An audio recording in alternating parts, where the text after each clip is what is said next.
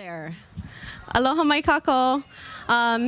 Thanks Kahele and to Aubrey and Kalekoa for having us and Kaimi for your hard work. We're really excited to be here. Again, my name is Nalani Balutsky. I'm a faculty member at the School of Hawaiian Knowledge, and I'm also a doctoral student in the College of Education at Mānoa. Aloha, my name is Hina. I'm from huakaʻi, so I'm glad to be back in my county. Mahalo. I'm an undergrad student. I'm going to be graduating next month in Hawaiian Studies, Pacific Island Studies, and minoring in Olelo. Okay, so we're going to tell a little bit about our project is the Hawaiian Youth Abroad program, and I think it's a good fit. Thank you to Kalekoa for his introduction, the last presentation. I think it's a good segue into what we'll be talking about that really situates educational agency in the Hawaiian Kingdom, which is part of a little bit my dissertation, and I'll talk about it a little bit. Sorry that we don't have our two other esteemed panel members. Ho'o is on a conference in America, and Willie's en route. So you just have us today. And also we're representing, there were 13 students that went. Myself and Willie were the faculty leads. So one day maybe you'll get all of us, but hope we can still provide something cool for you guys. So this program is embedded with Native Hawaiian Student Services, which is a support unit at the University of Hawaiʻi at Mānoa. We are charged with serving the largest population of Hawaiian students at any other university in the world. There's 2,600 Hawaiian students at UH Mānoa. So we're always brewing up new kinds of programs to engage Hawaiian students in things that keep them engaged at Mānoa and wanting to continue their education there. So Hawaiian Youth Abroad was kind of born out of this unit that is always thinking up new things to do for Hawaiian students. And just with that line of thought, the Kaori-Lei project and that's also why we're here today. Myself and Willie are PIs on a project with Kahele and Kalekoa called the Kaori-Lei project. You guys might be familiar with some other things that we've seen some of you in the audience participate in, like the Hawaii Field School over the summer. We have internships. So this program is embedded in this larger support program unit. So like I said, I'm a doctoral student in the College of Education, so just super quickly, Hawaiian Youth Abroad is one chapter of my dissertation that hopefully will get finished one day. But what I'm talking about in my larger dissertation project, which is why I even found out about this program, was trying to map higher education in the Hawaiian Kingdom to show that when the University of Hawaiʻi, who claims to open its doors in 1907, we actually in the Hawaiian Kingdom created and we're working towards creating a university structure, a whole system of higher education in the kingdom that goes way beyond and before when the University of Hawaiʻi opens.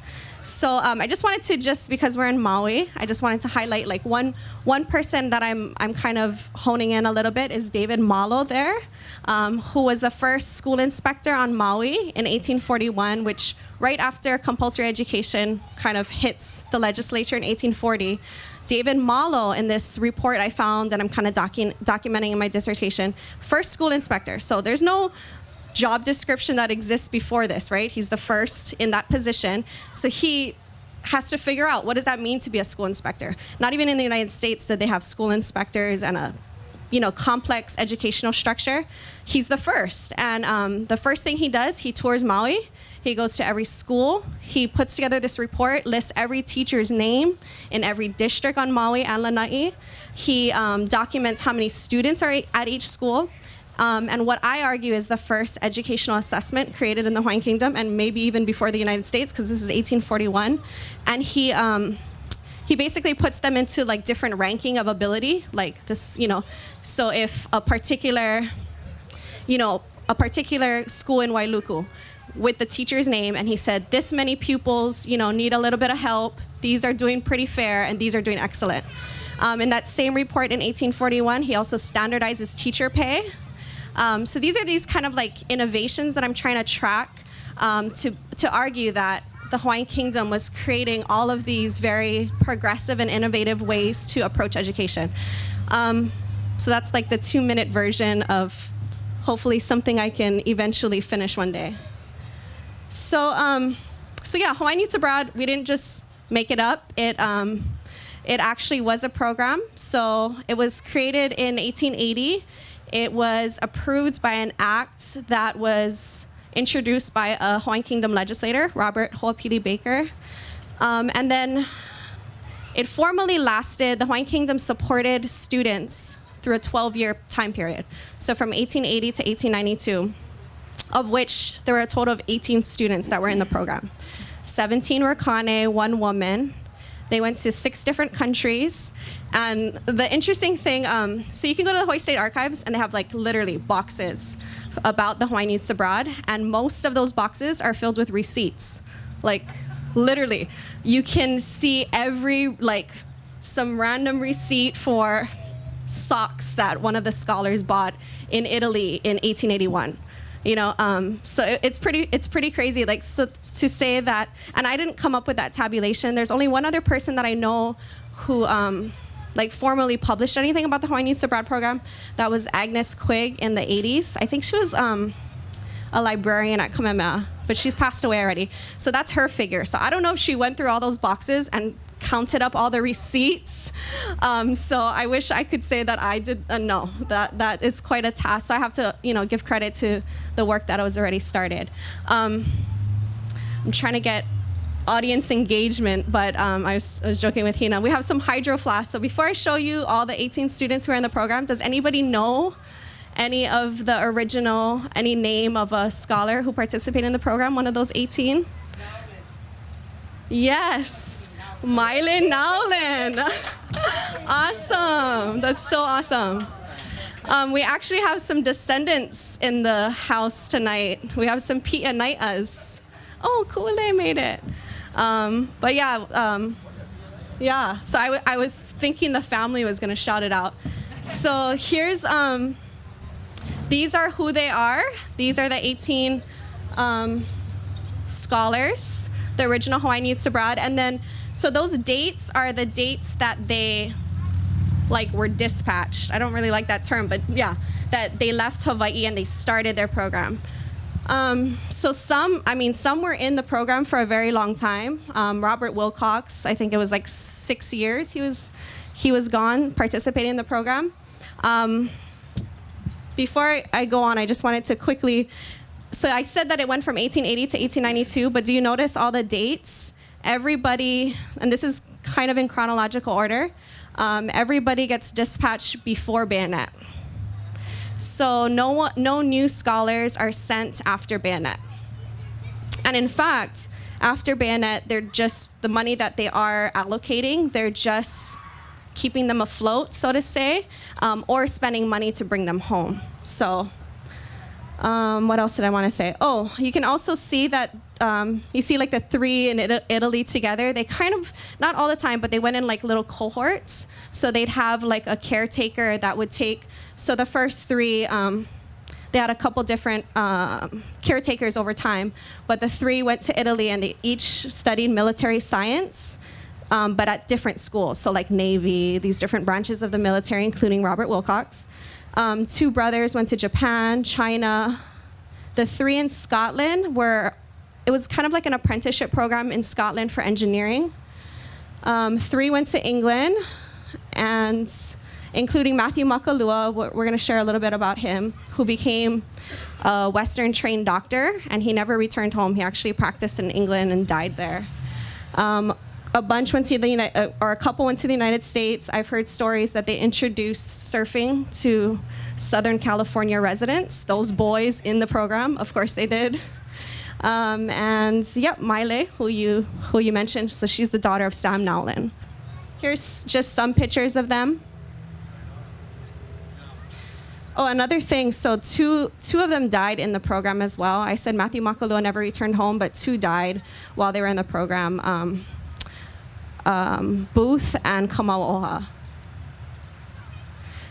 So Dr. Matthew Makalua, who I was mentioning, from Lahaina, and he was the longest supported in the program because after he finished medical school, he kept getting certifications to continue.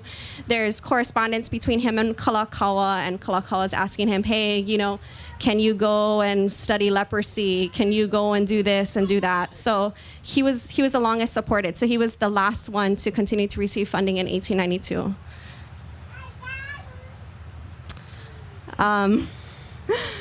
This is a letter that we found in the archives when we did the program this past summer.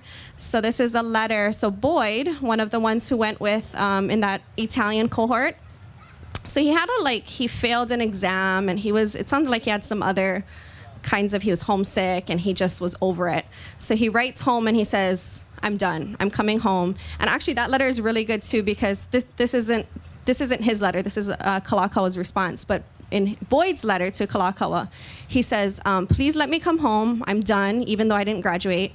I've learned enough to serve my country. Please let me come home." And so this is Kalakaʻa's response, but it's kind of a joke within our students and stuff. We love it so much. I think I'm gonna start any Hawaiian student who drops out of UH Manoa, we're gonna send them this letter. So Kalakaʻa responds. He says all these things like in Hawaiian, like, your dad would be very disappointed, all these things. But he says, "No laila ke noi aku nei au ia oi e hoʻomanawa nui, try again, me ke aloha Kalakaʻa." So we always say that in the program, try again, Kalakaʻa. So this, and it also shows like that with all the things, this letter is written in 1884. I'm sure Kalakaʻa had a lot on his plate. He just came back from his world tour and his coronation and all these things, but he's taking the time to write this like 6-page letter back to Boyd and encouraging him to keep going. So I think it's demonstrative of the kind of connection and the pili that these students had with the government. We also have a lot of letters between the Minister of Foreign Affairs, whoever that was at the time, and all of these students in the program. So, I said I was researching this as part of my dissertation, but I also work at UH where we create programs for Hawaiian students. And so this time last year, I was in a class and I wrote a paper for that class. And in the conclusion, I said, you know what, screw it. After a 126-year hiatus, Native Hawaiian Student Services will restart the Hawaiian Youth Abroad program, not knowing like what that entails. And so we spent a couple months designing it, and then thinking about what does that mean to, that's why I'm putting in quotations, what does it mean to restart or revive? Other people are saying revive. I mean, we're not totally reviving the program as it was. I'm not the Minister of Foreign Affairs yet. But I can try to revive elements of it that I think embodied kind of the philosophy that perhaps the Hawaiian Kingdom had of why they thought it was important. But I still don't know exactly what that is, right? We're still researching, like, what exactly is it? Who are these people? Which is not necessarily a focus of this presentation and the program that we revived. It's not necessarily about the students. Of course, that's an important part. It's more, I'm trying to understand the actual program, the actual infrastructure, so that we get some kind of blueprint of what the Hawaiian Kingdom was thinking about when it was creating it. So that's kind of the question that I had. What were some guiding tenets of the program? How can it inform our understanding of what Hawaiian higher education looked like in the kingdom and what we can do today?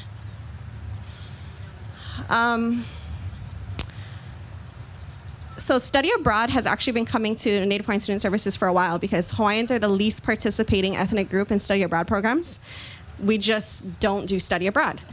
So they've been actually coming to us for over 5 years. Can you help us recruit Hawaiian students into study abroad? And we tried, but this though, I mean, we are just like overwhelmed. In fact, the students from this past year are gonna, please the gods, help me make selections for next year, because I mean, everybody wants to go now. I mean, if I could take it's like the whole 2,600 and faculty too. So that's what's interesting. So, and it's a reflection on study abroad. This program is not a study abroad program. It's a research program that just so happens to be accessing our archives, which are around the world.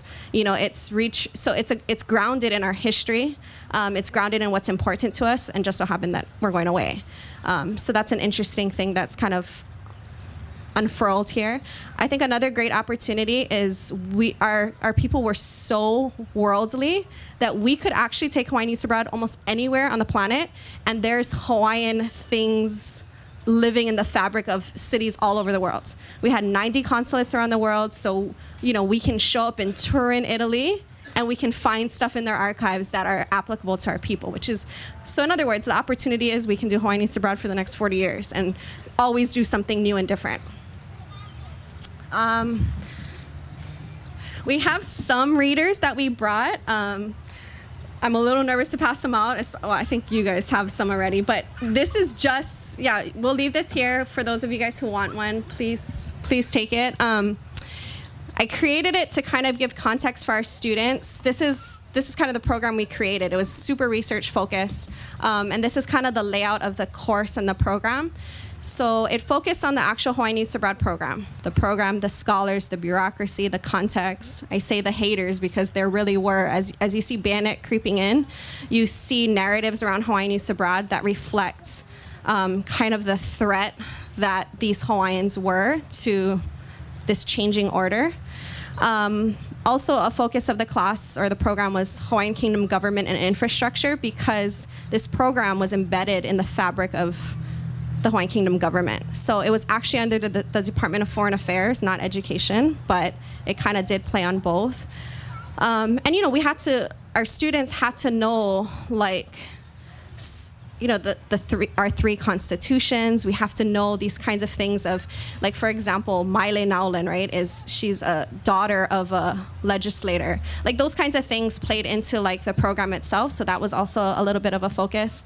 And then the other part was researching and understanding better the diplomatic missions and travels of Hawaiians in the 19th century. So that when we're going to these places, we're not just going for tourist reasons. When we're going to Versailles, we're reading, you know, this is Alexander Liholiho's journal from when he was 15 and went to Europe. So we're in Versailles literally reading passages when he was in Versailles in 1849.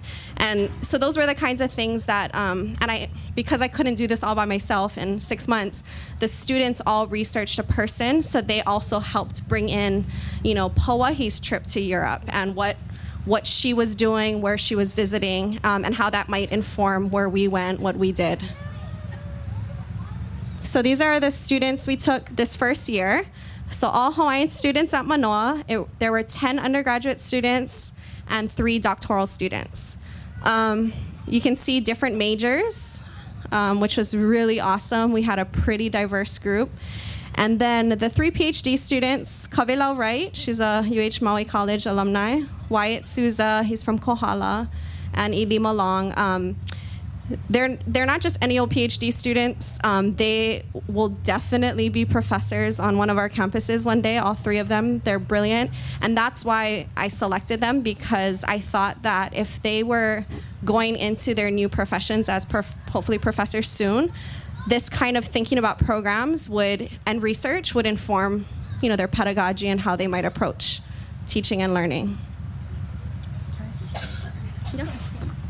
Sorry, I want to click. Okay, and then this is where I come in. So before we went on the trip, it was kind of intense because we only had like 2 weeks to prepare. So kind of before that, just kind of in my own thinking, because after 126 years, we're reinstating like the legacy that these Hawaii Needs Abroad left. Like, for me, I was thinking, yes, we're traveling as students, but those students were also diplomats, and how would you as a Hawaiian diplomat carry yourself? And even just how would that differ in today versus 126 years ago? So in preparations, it was kind of nice because we did school visits to Anuenue and Halau Kumana. That was really nice to ground us into kind of why we're leaving and who we're representing. And really, these keiki are the ones coming up after us, and we're representing them, and we're laying it down for them, like what they're gonna be going into. We also went to Iolani Palace and did a tour there with a very interesting tour guide. And we went to the Iolani Palace, the State Archives, and also Bishop Museum Archives to research on our individual research projects, which I'll also go into after this. But yeah, we all also had to do, what is it called? Protocol. It was nice because all of us comes from different backgrounds. So we had like ka'ipu we kind of made it like these little huis. So like whoever was really strong in protocol got to lead that, and whoever was really strong in archive research kind of helped to pai each other. And yeah, we kind of had to just think about what we're stepping into and who we're representing. And also it was really nice that we had the class. I remember with Willie, he kind of laid out what the social norms were that the Hawaiian Youth Abroad had when they were leaving Hawaii, and how they were kind of setting a historical setting of how the mindsets were. Oh, yeah. Sorry, quick shout out. Where's Kani'ao? That picture, because we visited Makalua's gravesite, I contacted Kani'ao and I was like, Kani'ao, there she is. I was like, Kani'ao, I have to get fresh water from Lahaina because Makalua is from Lahaina. And she's like, Mary, there is no fresh water in Lahaina. Or she was doing some research, but you pulled off a miracle, and that picture was taken like, so super mahalo. We were here for a program, and so it was super awesome that we got to actually take that to Makalua. Yeah, so mahalo nui. Mahalo. And also there was it was very intense history, because going into the archives, if you've been to the archives, you don't know what you're looking at unless you kind of know the context of what you're looking at. And because we were coming off from like different majors and stuff, we kind of had to do a little bit of a recap of our Hawaiian history. So it was like a fast, intense recap. Okay, and now we're in Paris. So the itinerary for Paris, we were in there only a short while. Right when we got off the plane, we went straight to Hotel Maurice, and I'll get into that a little bit later. Went to Hotel Maurice and the Eiffel Tower. And then the next day we went to the Louvre, where Alex and Lot went. And they also went to Versailles, which we got to compare like the different palaces. Because if you've been to Versailles, like it's so extravagant. And even like in their journals, they're like, it's so pretty, but it's like too much. And it's like exactly how we felt when we were reading it, and we're like, oh my gosh, we know exactly what you mean. And then going over the London itinerary, we also went to the Royal Archives at Windsor Castle. So at the Royal Archives, that's where they house everything that's involved with the crown or the monarchy. And the National Archives in Kew Gardens, the British Museum Warehouse, where that bottom picture is, where they house lots of our antiquities. But this isn't the British Museum. They have like these warehouses in like the ghettos of London, and it's literally in the ghettos, and like it's just this random building, and we're like, is this the one? And then the lady comes out, and you go in, and there's like these bunch of floors, and there's like just thousands and thousands and thousands of just antiques from all over the world. So you have like Ku right next to like a Jesus thing, and then you'll have it right next to like an African thing, and you just kind of, it's really hard to take in. And then we went to Matthew Makalua's resting place in Hastings, and then we finished it off in British Library, where it just so happens they were housing a Cook exhibition. They were only housing it for like a month, and it just so happens when we were there, they were housing it. So starting off at the British Royal Archives, we got special. Who do we have in contact with to get in?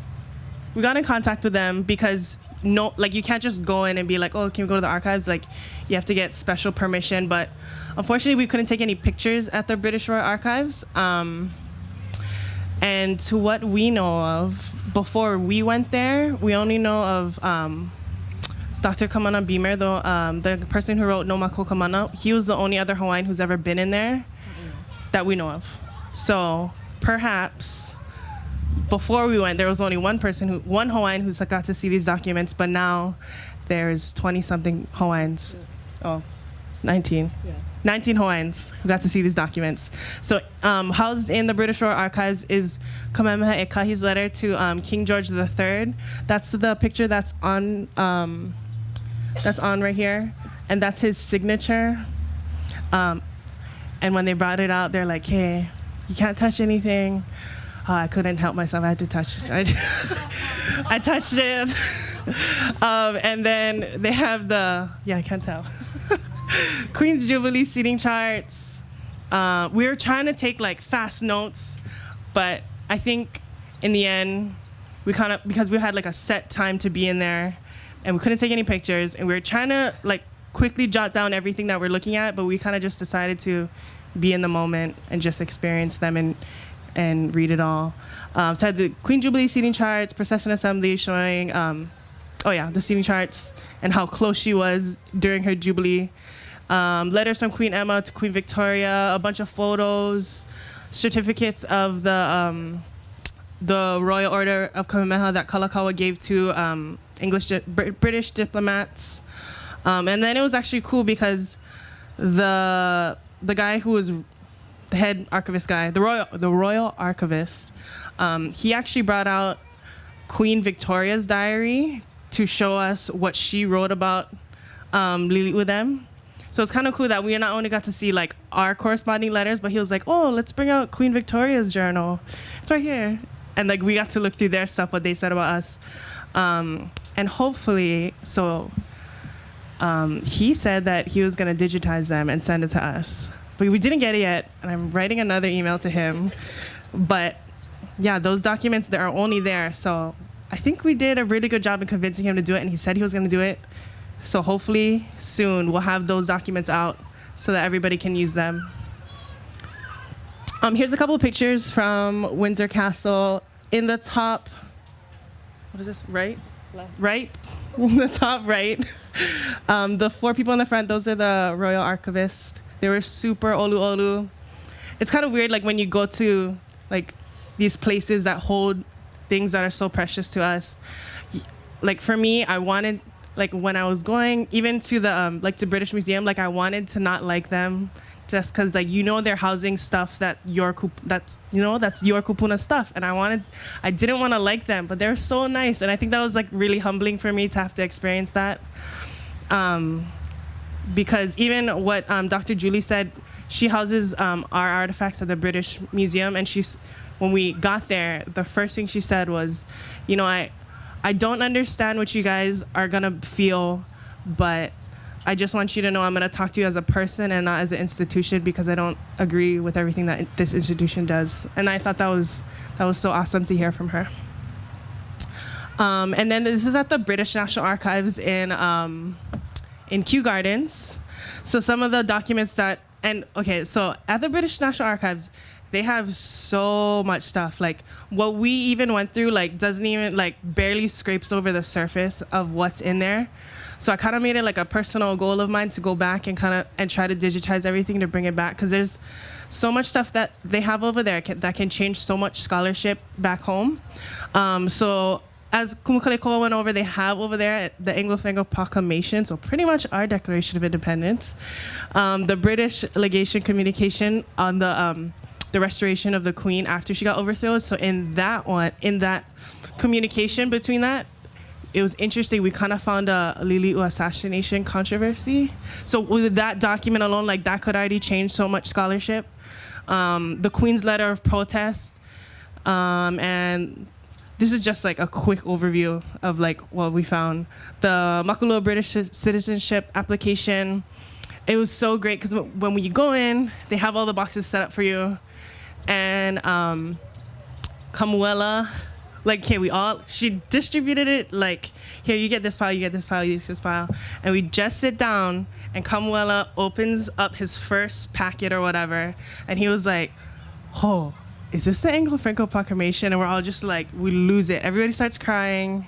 We cause like a big commotion, and then it turns into, take a picture with your sovereignty. Oh, this one. Take a picture with your independence photo shoot.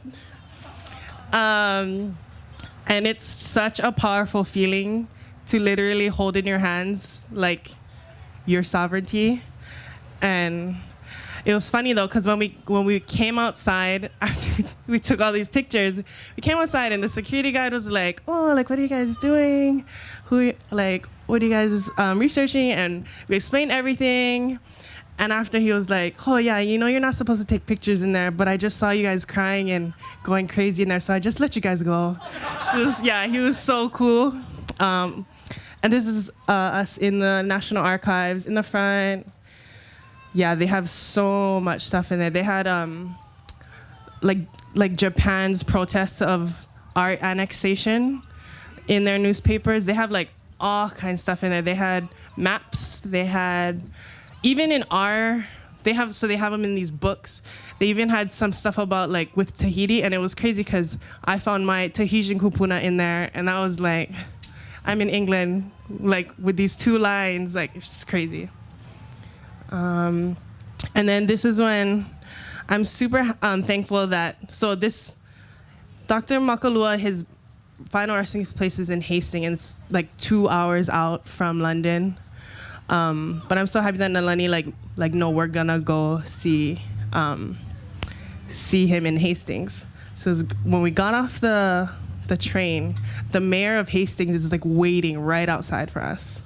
And he's like this jolly English man, and he was so cool. And he went, like, he huakaʻi'd with us. He got on the subway on the city bus with us, and we're cruising with the mayor on the city bus to the cemetery.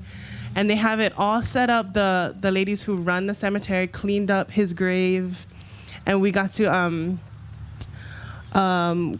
pour the vai from Lahaina from his hometown on his grave. And right next to his grave is his wife.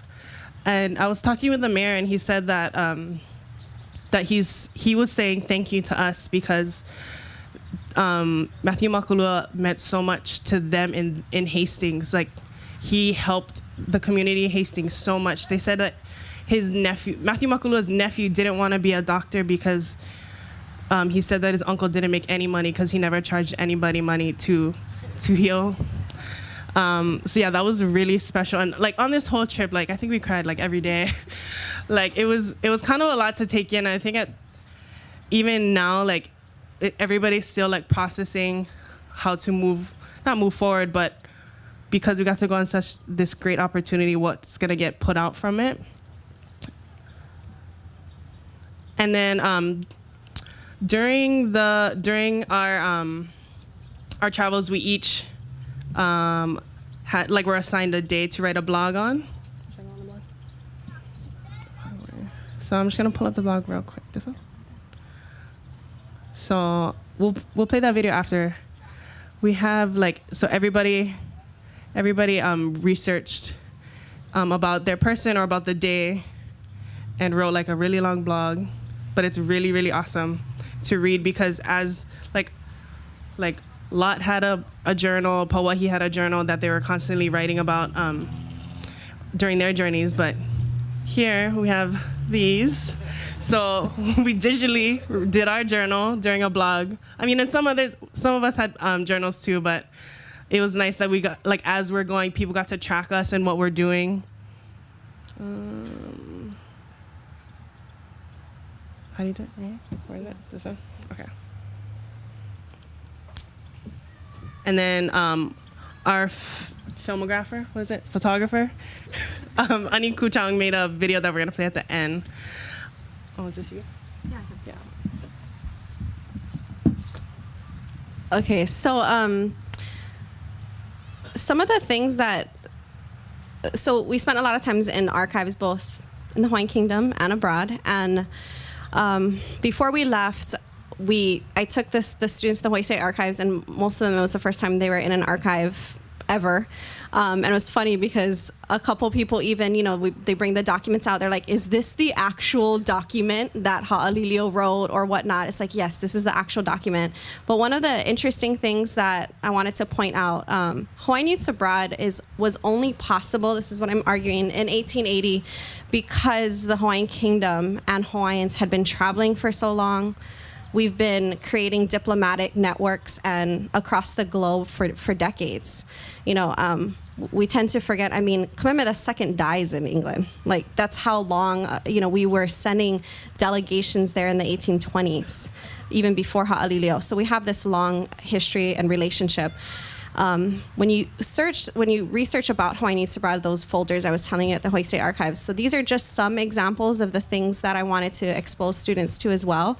So these are like, the things for this slide is, these are like, these are stationery that from the 1880s. So I'm thinking, okay, you don't make stationery like you do today on Word, right? I mean, you have to go through pretty great lengths to make seals and to make like these stamps and these stationaries. And we literally have, this is Hawaiian Consulate San Francisco, Hawaiian Consulate London, Hawaiian Consulate New York. These are all of these posts around the world, and literally when every new Hawaiian Youth Abroad that's moving, so when one is coming back home, you can get a paper trail that the Hawaiian Consulate London or Glasgow says, okay, John Lovell is coming home. And then there's no email and you CC everybody else. There's literally a network of hand-holding across the globe. And it's documented in some of this, you know, just for this one program. This is just Hawaiian Youth Abroad. We're not talking about all the other treaties and the travels of Curtis Iokea and Henry Poor and all these other diplomats. So that was another thing that I wanted students to understand, the infrastructure, the bureaucracy. Hawaiians were bureaucrats and good ones, not in ways that paper push and create challenges, but that we're using this network of institutions they create across the globe to make it possible for these great learning and leadership development. So that's that. So the next slide, so the research projects Hina kind of talked about earlier. So from like day 2 of the program, before we left, I had every student had to either study one of the Hawaiian Youths Abroad that studied in the countries that we visited. Nobody studied in France, so basically it was the 3 who went to England: Pia Nai'a, Kamau Oha, or Matthew Makalua. So Ho'o did Matthew Makalua. No, I didn't that one. They had to study a Hawaiian who traveled to either France or England in the 19th century. So people studied Pauahi, Kalakaua, Ka'iulani, Ha'alileo, Alexander Liholiho. So everybody had somebody to study. And before we left and we went to the Hawaii State Archives, Bishop Museum Archives has a lot of our ali'i journals there. So actually reading a journal, if you're gonna study Pauahi, no Wikipedia, let's go to her, she has a travel journal. We can consult her travel journal, see what she wrote. Actually, that's an interesting one. Pauahi actually has her travel journal as an adult when she traveled to Europe. She also had, which the students saw before we left, she had a journal that she kept as a child at the Chief's Children's School. And she, in that journal, documents a lecture given by William Richards when he comes back. So even though Ha'alileo doesn't return home, Richards returns and does a lecture for the ali'i at the Chief's Children's School. And we can read Pauahi, and I think Alex and Lot may also have, I don't think we access that one, but we can read their journals about, as children, learning about their trip to Europe through Richard's lecture to them. So again, every student did this research project, and before we left, literally the last day of class before departing for Europe, we all shared among each other. So here's the ali'i or diplomat I studied. This is where they went. This is when they went. And so these students were studying Hawaiians who went through a very big range. You got Ha'alileo traveling in the 1840s, while others were documenting about, say, Emma's trip in the 1870s. So it provided a really cool way of telling the story. Like how did they travel? When Ha'alileo traveled, you know, his route is Honolulu to San Francisco, Mazatlan, Mexico, Mazatlan to Panama, no Panama Canal, get off a ship in one side of Panama, cross by mule to the other side of Panama, get on another ship to, I think it goes Georgia, then New York, then London. So those were the kinds of things we wanted to get an understanding before we just hop on a Hawaiian Airlines and Delta flight. Like, in what ways are we stepping into this path that has already been traveled before by others? So I'm gonna go over my research project. I did Timoteo. So these documents are what I found these are from the Hawaii State Archives. I mean, before doing this research project, I kind of knew Timoteo from what I knew from books, but getting to read what is from the archives, like you're reading letters from his mom, you're reading letters from his wife, so you're getting to know him on like a really intimate and personal level. So in this first one, it's from the wife, and it's so sad. Like in this letter, it was during the Paulette affair. So in the letter, the wife is saying like, you know, all of the Hawaiian flags came down, and it's only British flags flying. And you know, on the day that the Hawaiian flag came down, Kauikeoli was crying, and we're all crying for you. And it's just super kind of just compelling to read this and getting to know them on that level. And even from the mother's perspective, as like a mother with their baby going all the way across the world and not even knowing if they're gonna come back. And in the mom's letter, she's like pouring her heart out, and I was like sitting in there like, oh my God.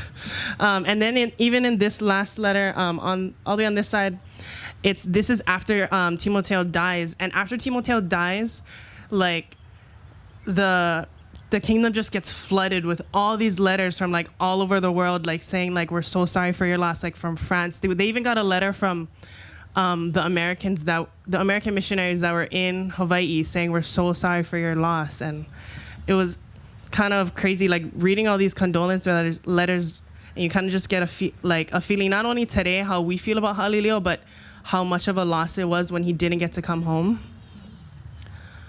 And in one of this, so in the letter on the top corner over there, I was reading it, and on the top, so as we're going through all of these archives, we're also kind of making our itinerary as well. So Nalene was telling us, like, if you see anything, like a place, let us know, because maybe we can go and visit there when we're over there. So I'm reading this letter, and always in lots of the letters from the Ali, if they're ever staying in Paris, they stay at this bougie hotel called Hotel Maurice, and it's so bougie, and they all stay there, like that's like the spot. And in this letter, it said July 13th, 1843, and I was like, oh my gosh, that's when we land. And I was, Nalani, it's gonna be 175 years, the 175th anniversary of that letter. So when we land, we're gonna go straight to Hotel Maurice. And that's what we did. We landed, and that's a picture of Hotel Maurice right in front. And a funny thing about this Hotel Maurice. Okay, I'll tell another story before I tell our story of when we went there. So when Timoteo was going to, on his travels to England, when he gets to America, so it's him and, what is his name? Richards. Him and Richards. And so Richards, the Hala guy, and then Timoteo, the Hawaiian guy. So they're on this train, and no, it was a steamship. And so it was breakfast, and you had to, you get like these tickets, and you take it to the office, and you go, oh, I have 2 tickets, so it's like vouchers for breakfast. And so Ha'alilio is like, oh, okay, go get breakfast. So Richards takes the 2 tickets and gives it to the office man, and he goes, oh no, like we don't. He gave him 1.5 breakfasts, and he's like, oh no, I gave you 2 tickets, and he's like, no, your slave gets half a meal, and he said, no, that's the Hawaiian delegate, and I'm actually under him, and he said, well, that's not how things work here. You actually are supposed to take your colored man, and all the colored people are supposed to go eat downstairs in the basement. So what actually happened is that Richards and Ha'alilio had to go sit downstairs in the basement and eat in the basement with their 1.5 breakfasts. That's in the U.S. In the U.S. So it's kind of crazy because Pauahi writes about that in her journal, but when I was researching, there was an article, it's the article right on top of that letter.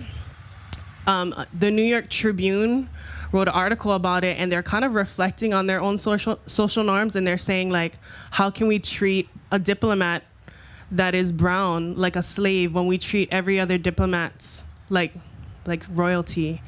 And it's crazy that in 1840, because of Ha'alilio, America is questioning their own racist norms. And it's because Ha'alilio, I kind of thought that was like, whoa. And on top, the picture all the way on the top is I found the kind of like the, what's it called? The layout of his burial. And it kind of just goes to show how important he was. Like, he had the missionaries, he had the his wife, and all of these elite who came out. So, I mean, when you're doing research, of course the obituaries are super important, but because like in finding the layout of how his funeral went, like that was on like a whole nother level. And then on the bottom, I just wanted to show his signature, because they have copies in the archives, so they have like people who recopied. So I always are on the lookout for like the original Ha'alilio signatures.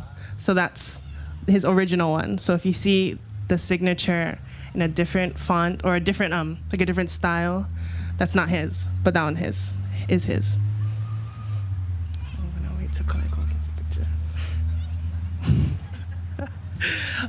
And then so when we came back, we kind of did a ho'ike to kind of ho'olaha all of our kind of what we found. So here are pictures. We each made like a poster, and we made a poster of our research person, and we made like a timeline going across the whole like wall. So it was kind of like a walkthrough.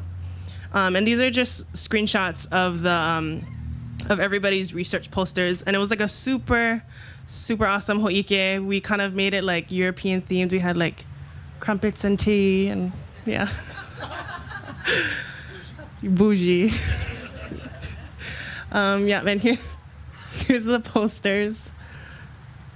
Oh, and as we're going through all these documents and going through these places, it was really critical to not only understand like our history, but also what is happening in England and France at the time.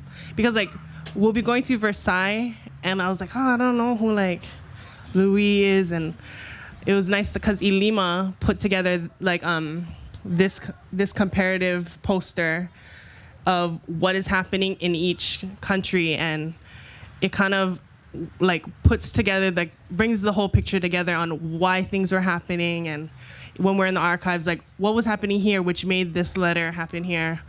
Oh, yeah. There we go. Yeah. Can you go back to the last slide real quick? And the other thing that's kind of important for this, so remember when we started earlier with commemorate the first letter to King George III. So this across, you get to see things like Kaleko's lecture earlier about when the 1840 Constitution, for example, when we are giving rights to maka'ainana and distributing power from ali'i to everyone, basically. And you look over at what's happening in Europe at the time, and that's the crazy thing. Like, I never learned history this way. You know, you learn American history, you learn European history, Hawaiian history, barely, but you don't know how it interacts at the same time across time. So even like what she was saying earlier, when we travel to Versailles and we see the wealth and just actually greed, and you understand like the French Revolution, for example, where people are literally starving and dying. When the 1840 Constitution happens, we do that willingly. You know, we not at the threat of war and because our people are starving. So to have that kind of understanding of, so we know that, you know, our elite are great, but when we compare it and we're doing these travel, like it all kind of solidified it for us. I think so Ilima did a lecture. All the PhD students, they kind of had to play a role in creating some of the curriculum here.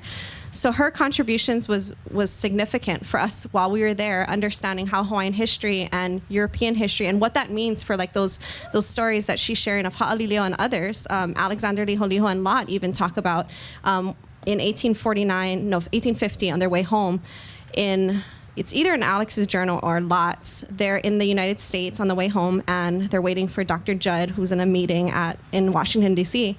And they're in the House of Representatives chamber, just in like the back of the room, and they talk about that they're just listening in on the conversations and some bills that they're trying to pass.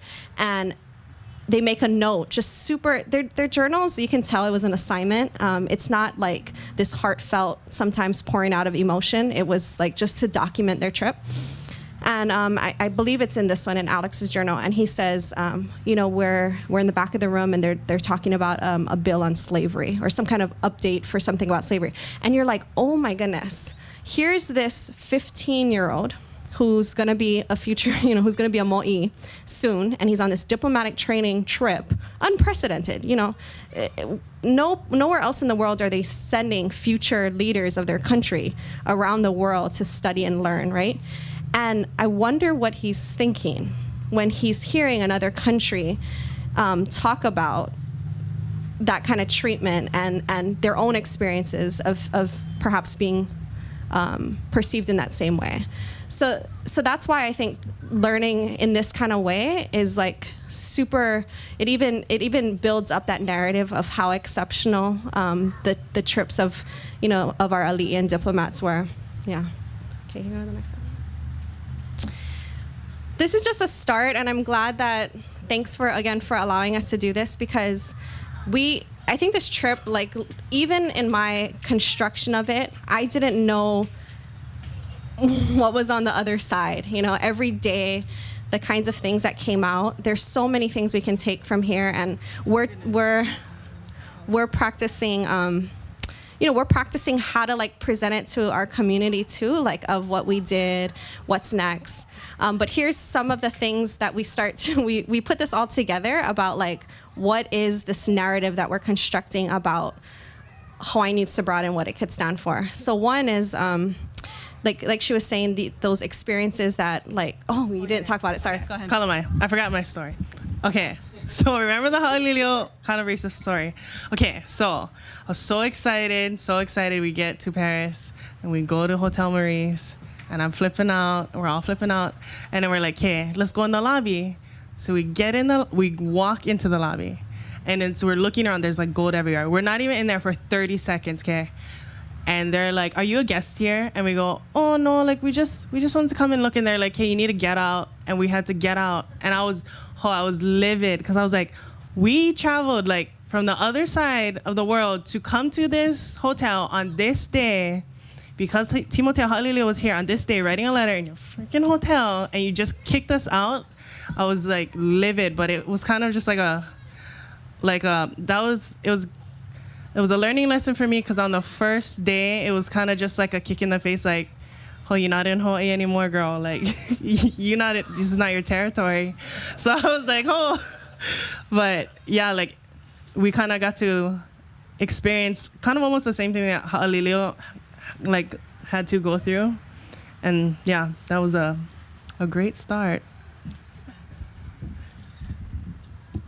Another thing that came up, Hina kind of talked about it a little bit. When we visited Iolani Palace, we also had some run-ins. So we're sharing some things that weren't like everybody gets so excited. They think it's definitely a great program. It was life-changing for all of us. But there were also things that we confronted that were very, you know, difficult, and we learned how to do it together. Another thing, even at our home institutions, that situation we had with a docet there that was pretty atrocious, and you know, us figuring out even like diplomacy then before we left. How do we diplomatically, you know, hold this institution accountable? So, you know, we go talk to the manager and say, hey, you know, I think maybe we should do a training on Hawaiian history for your docets, because we literally were. We should have started our travel blog on that day to talk about, like, you know, some of the things that were coming up then. Archives and care too. I didn't know that was going to be such a piece, so we kind of skimmed over it. But when we were at the British Museum, so they have something like, the British Museum is one of the top 3 museums in the world. I think they have something ridiculous like 1 billion artifacts, or 900 million artifacts, of which things from the Pacific and Hawaii are about like 1% of its collection, but that still means like several hundreds or a few thousand. It's on our travel blog. And so and some things that maybe we haven't actually been talking about, because that day was very difficult for us. We came in contact with things that we didn't know was gonna be there. And in any case, figuring out like what that means, like how are we we had a whole conversation of even all these archivists were using this term acquisition.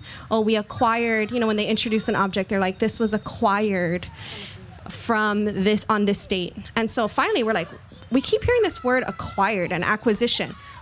Acquired by who, by what means, and so we spent a lot of time even talking about, so before we left, heard about some of the repatriation efforts from our community when it comes to iwi kupuna, right? And have had a long fight, and Kalekoa has even been involved with that. So Halealoha came and spoke to our class before we left, but not even human remains, but there's other things that we would want to repatriate, like the Anglo-Franco Proclamation. There's actually two.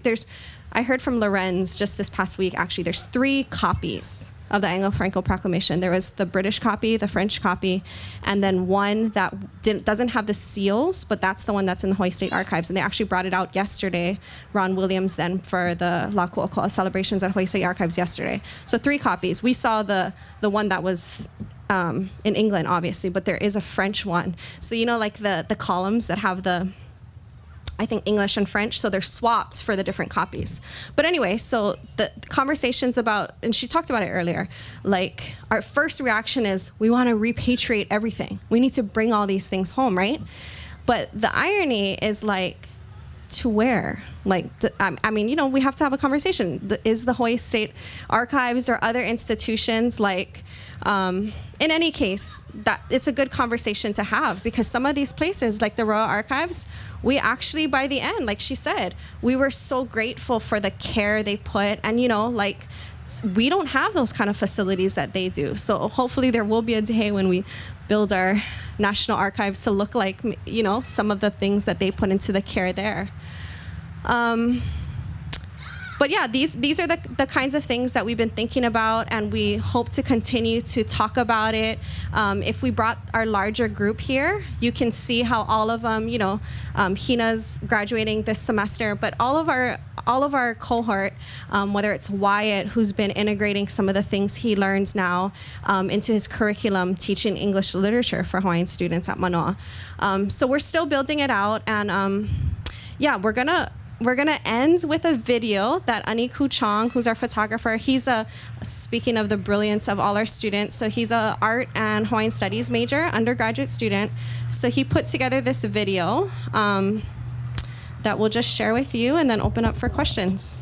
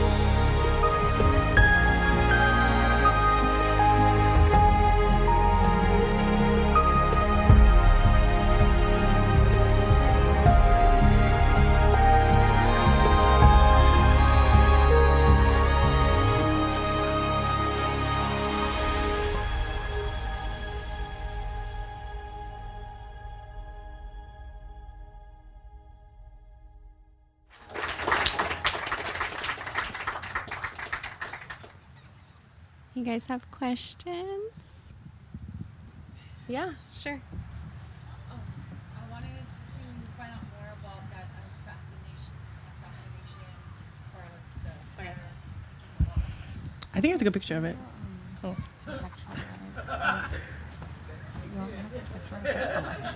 Yeah. You don't want to know Don't just zoom on. Yeah. Yeah. Assassination and Yeah. Okay, well, two-part this question. So I was just telling her, so there's a whole, it was in a collection, and I have some pictures, she has some, we all kind of do, but so it was put together, because I don't want to take it out of context. It was after the overthrow. So this is the British National Archives. So this is everything from government to government in this archive. So it was in a collection of correspondence of the British legation and consul here in Hawaii. So British consul assigned to the Hawaiian Kingdom, who was writing leading up to and after the overthrow about what had transpired, right? It was them recounting the news of what's happening, and they're responding to what they see. So there's a bunch of letters. The thing that she mentioned about a potential assassination is that, so the British consul, I think it's Waterhouse. Does that sound familiar, Kalikoa? Was writing back to the British government and saying, this is what's happening, there has been an overthrow, we're in support of reinstating the monarchy, reinstating the queen. And they're reporting on, even things like rumors that are circulating in the community, of which one of those rumors was that if the queen was reinstated, there would be attempts by some to.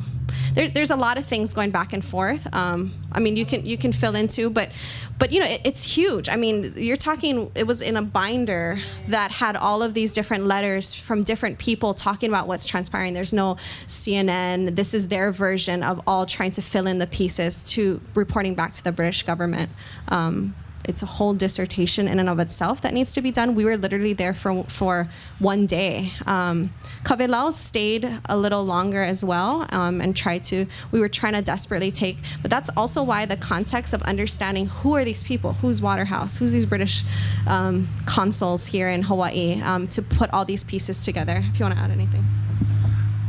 So yeah, like before when it came to those letters are all copied down. Like, how I said they copy them down. So they were all copied down in these binders under Foreign Affairs. And kind of like how she said, before you go, you kind of have to know. It's not like when you get the binder, they're like, oh, okay, what's in this binder is letters from this person, and this person is this. Okay, go have it. Like, you just have to know who it is. So yeah, I think that one, and we didn't even get to go through that whole binder. Like, we were trying to read them, and then we're like, oh, we're only here for one day. Let's just like take picture, flip, and just trying to like go through it all, and we'll read it later, which we have to still go through. But yeah, with that one, it was one of the letters. Yeah, and like she said, it was like it said, like, what if the queen gets restored, there will very high likely be an assassination attempt if and when she gets re-put on the throne. Yeah. I mean, and that was only from like the beginning of the book. Like, we could even look more, and that was only from British to British. Like, we could look through but like, that's when it comes into like, it's nice to have kanaka who can speak not only Hawaiian, but like, do we have friends who speak French? Because then we can go through their French documents. Like, we can't go through the French documents because I don't know French. Like, so then there's that whole thing. So it's nice to have people like Lorenz who can speak like multiple languages, and then like, well, here, can you look at this? But yeah.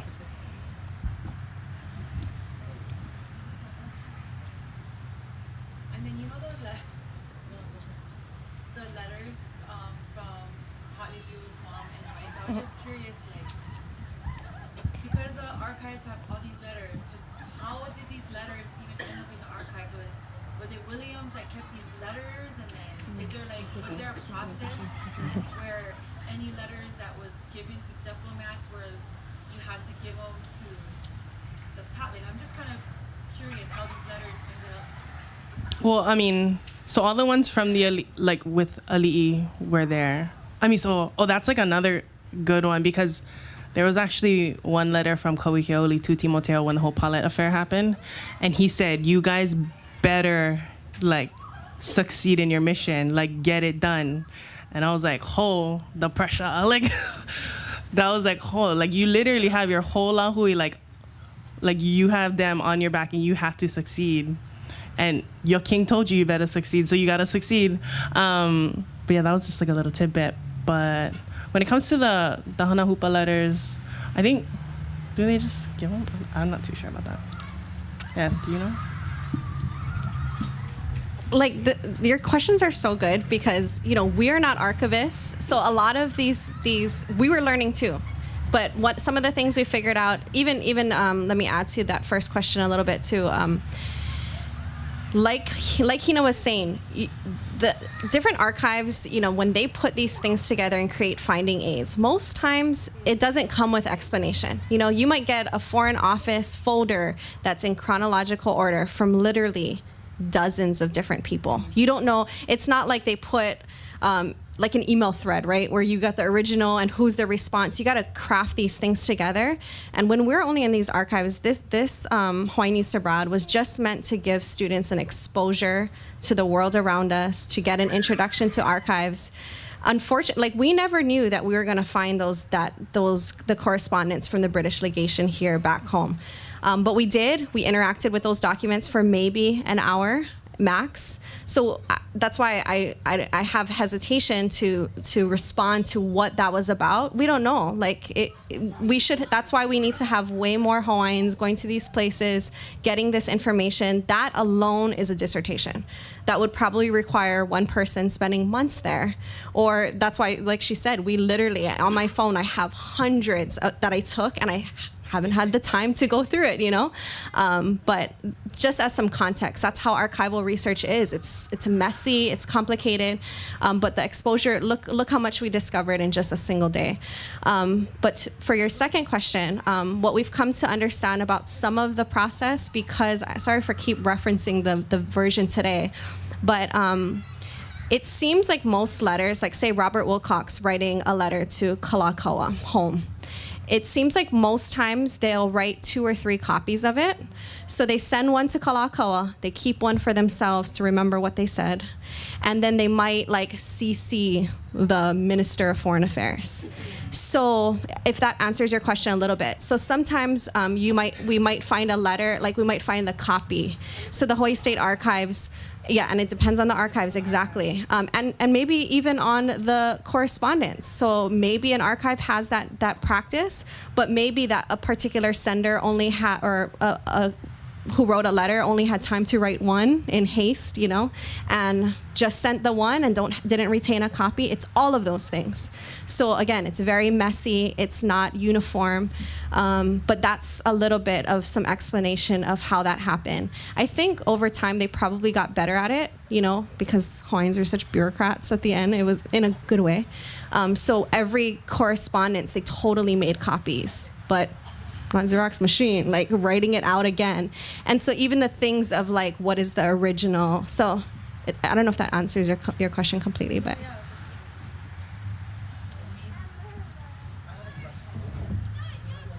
I had a question.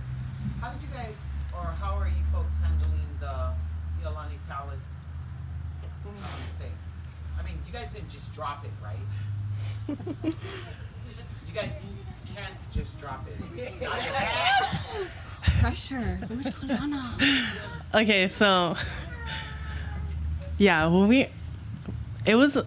I thought it was kind of I was like, oh, this guy's he's keep on going with this I'm just gonna give one example, just gonna give one.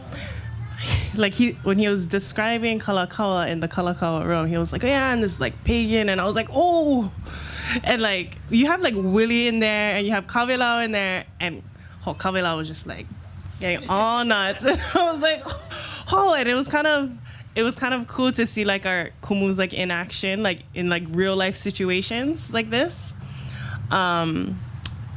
So we ended up like kind of halfway through the tour. Kaori-Lei took him on the side and kind of like was just like, oh yeah, it was Auntie Makana. Auntie Makana took our dough set on the side and was like, oh, like, is it okay if like, what did he say? Like she kind of to also like implement Willie to do lots of the talking and of the history. But he kind of ended up apologizing. And then we have a friend who works at Iolani Palace, and we had a talk with her about maybe re-looking at the script that they give the doses, and what she said that they're in the process of doing. So yeah. Right. So that because when you are showing somebody something over and over again, that is your script. Yeah. So how many people pass through that door where it Exactly, and that's why it was. It was crazy that he kept on going with that same script when he knew that we were all Hawaiian scholars. And I was like, okay. Yeah. It was I think it was a good thing to experience. Like, we didn't even have to travel to England to be able to get face to face with that kind of ignorance. That ignorance is in our own palace. And people who are honestly maybe trying to learn the true history of Hawaii who go to Iolani Palace are getting misinformed by these people, or, or just the script. So, I mean, that definitely needs to change. Yeah. Mm-hmm. Uncle Peter. Aloha. Oh, mahalo ya'oi.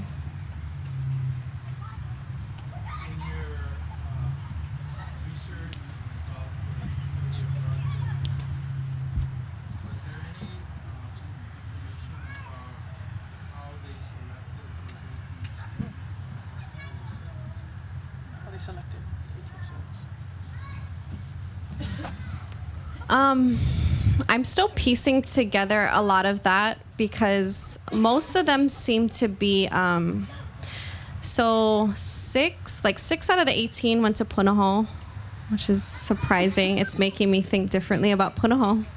I know I'm like now on this rabbit hole of Punahou and Oahu College and realizing how many Hawaiians went there and like Hawaiians that worked in the government. And so it seems to be that there were definitely hand-picking happening from, there was no, it's not like today, Hawaiian Needs Abroad today, where there's like a Google form, and you apply online. It was much more diplomats and legislators and our ali'i themselves were selecting very bright, promising Hawaiian scholars and selecting for predestined. So it wasn't like a study abroad where it's like, okay, you're a smart Hawaiian. Where do you want to go and what do you want to study? It wasn't that. It was we are filling these slots. We need some people trained in military. We need an artist. Like there was an engraver. There was Maile Naulen was more of what we think of traditionally as an art like an artist. We had those studying languages in Asia for all of the all of the wave of immigration that the Hawaiian Kingdom was starting to engage in. So that was to support those efforts. So yes, it was a leadership diplomacy program selected for individuals to contribute to specific needs of the Hawaiian Kingdom.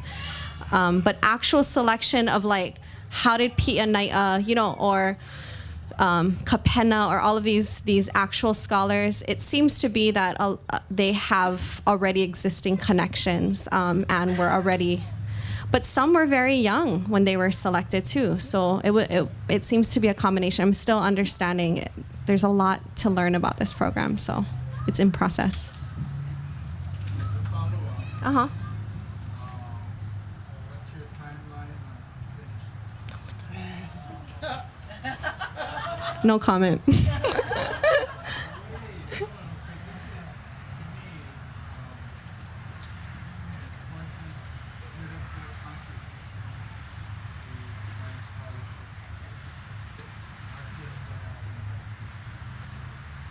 So his question was, when am I finishing? But the more important, I think, so I'm going to turn it into a larger conversation. There's 145 Hawaiians in the PhD pipeline at UH Manoa today. And, I'm sure the other 144 are equally overwhelmed with, and I think I do want to share this though. Like when I found out about this program, I immediately, even though I didn't have, I think it's a little bit of my nature, I didn't have all the questions answered about how they were selected and, who all of these people are in very concrete ways. But I knew that I wanted to take others along on that journey to help understand that together. And I'm still I'm getting ready to announce a new application for next year. I know. But, I think that's the most important. So even if we don't have all the answers of everything to know about this program, and perhaps I never will, I think it's super important to bring others along on that journey, even if it's you guys watching, the video or reading the travel blog, but more importantly, these students, to get them the exposure to that, I think is the most important, even if I never finish.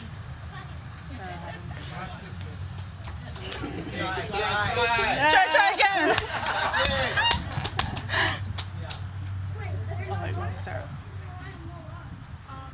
How long did these youth stay in their respective countries? I know the one youth stayed their whole life, but how long did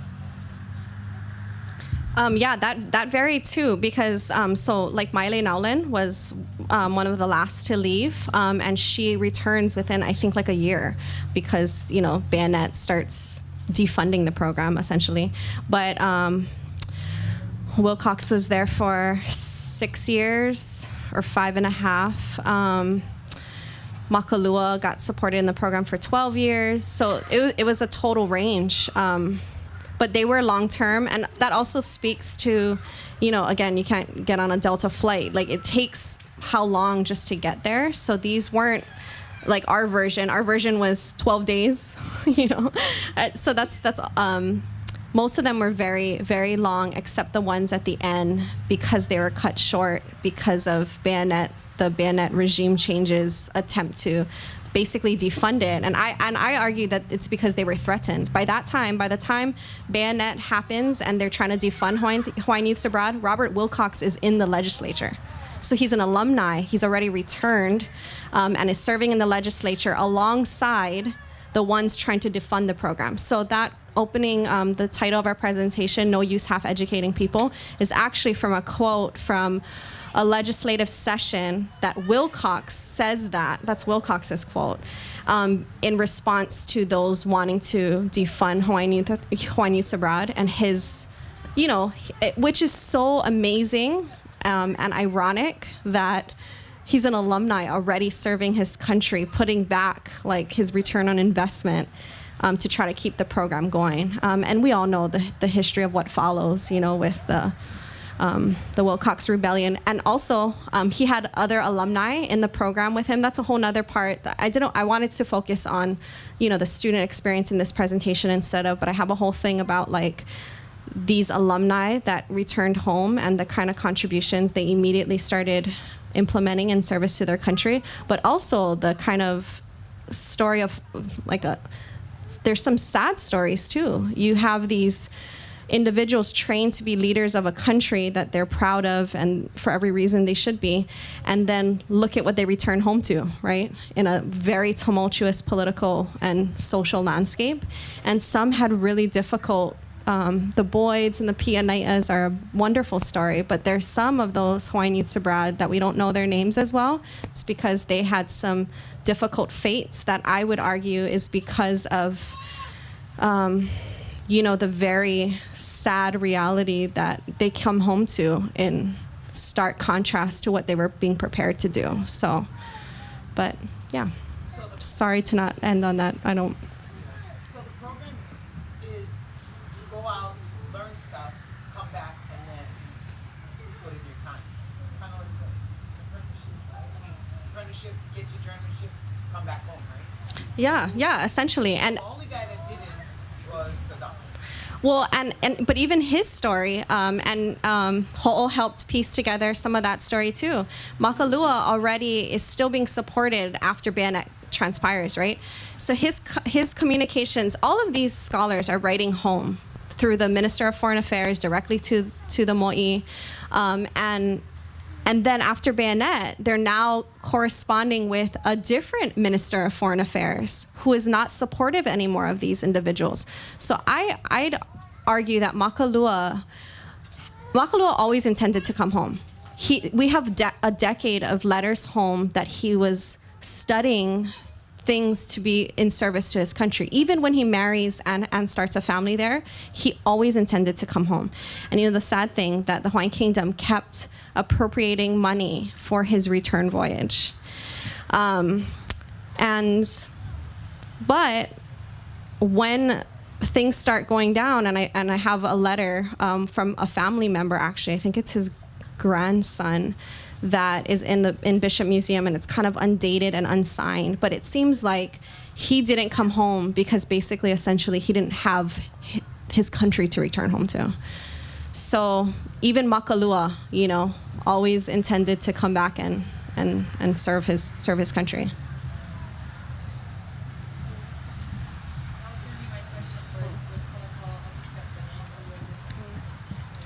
Well, Kalakaua died before, because Kalakaua dies in 1891, and he's still there. Yeah, so.